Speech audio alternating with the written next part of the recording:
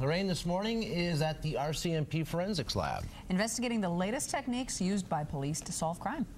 Okay, a cyclist is killed, while riding a bike. Yeah. They pulled these paint chips from the bike, but it doesn't belong to the bike. What do they tell you, Frank? Well, we hope that they're from the vehicle that hit this person.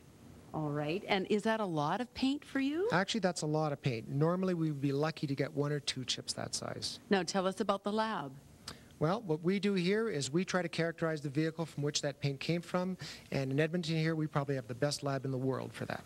Unbelievable. The world's leading expert when it comes to determining paint and making a match. When we come back, how do they do it? And why would they take the cyclist's clothes? What did the blue jeans tell them? We'll find out together in just a few minutes. Absolutely amazing, Andrea and Shay. Let's take a look.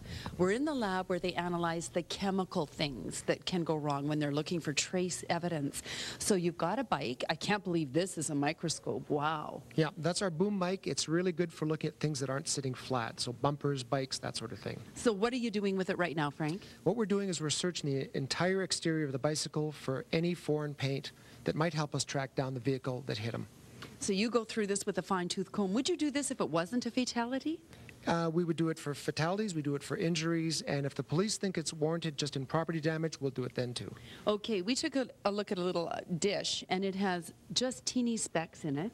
And you tell me that's actually a lot of paint. You don't need that much. No, we don't need a lot of the paint. As a matter of fact, most of that paint probably comes from the black bicycle, but we're hoping, if we're lucky, that there's going to be some paint from the vehicle that hit him. So who would analyze that?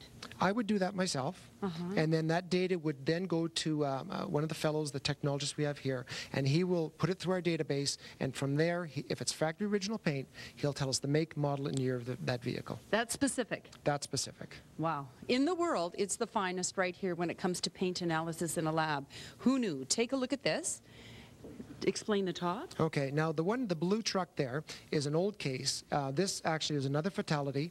A person was wearing dark clothing, walking down the street, was hit from behind by this truck. The truck thought he hit a snowbank.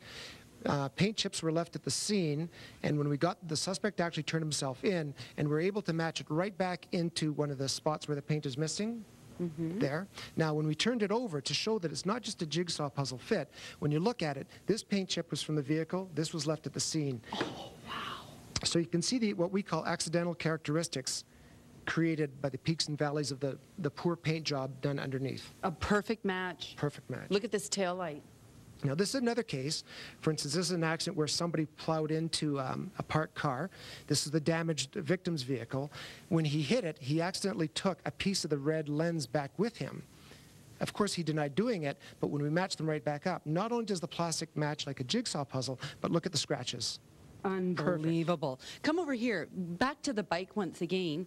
You even take the clothes. That's right. A lot of times, it depends on how the accident took place. There may be no paint on the bicycle. For instance, let's look at a case where it's just a pedestrian walking across the street. All we've got is the clothing. So what we then do is we'll look at the clothing under the microscope, same thing.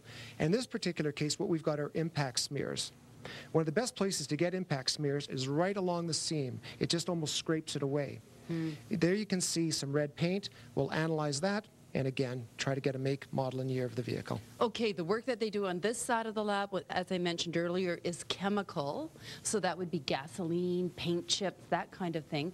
What about when it's biological, like hair, blood? That's where DNA comes in. So when we come back, DNA evidence and what they do in the lab here at the RCMP. We'll have that. Time to go back up to the forensic laboratory now. Yes, those services for RCMP, where Lorraine is giving us behind-the-scenes look. Okay, you comb your hair. No. You brush your teeth. From that comes DNA, okay?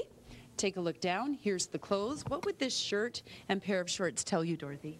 Could tell us who was wearing the garments. It could also tell us what body fluids are on there from a crime, blood, semen, saliva.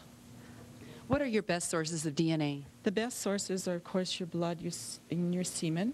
Saliva is another good source. Hair, as long as it has a root.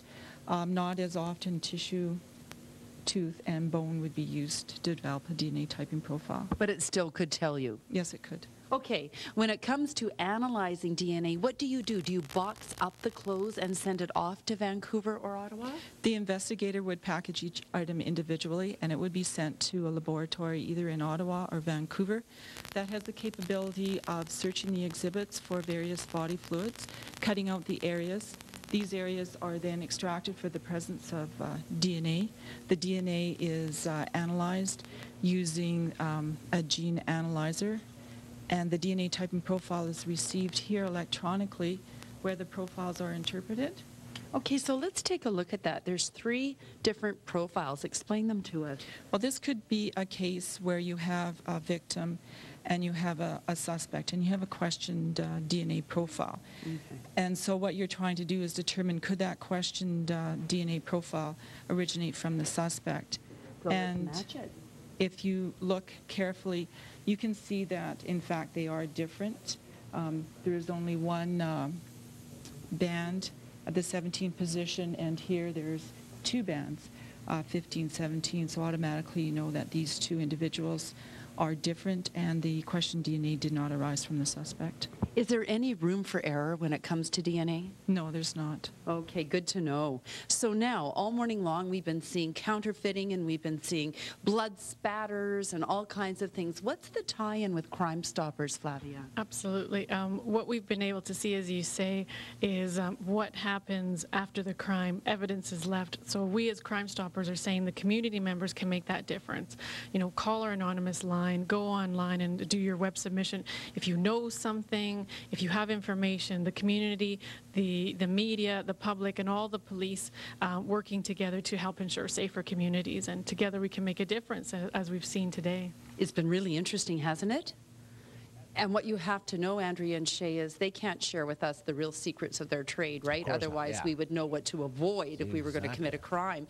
And they were telling us that, boy, it gets so scientific. I have to question once again, as I did earlier this morning, is there even such a thing as a perfect crime that cannot be solved? I rather doubt it, given the techniques and methodology that they have. In any case, have a wonderful day. We'll see you tomorrow.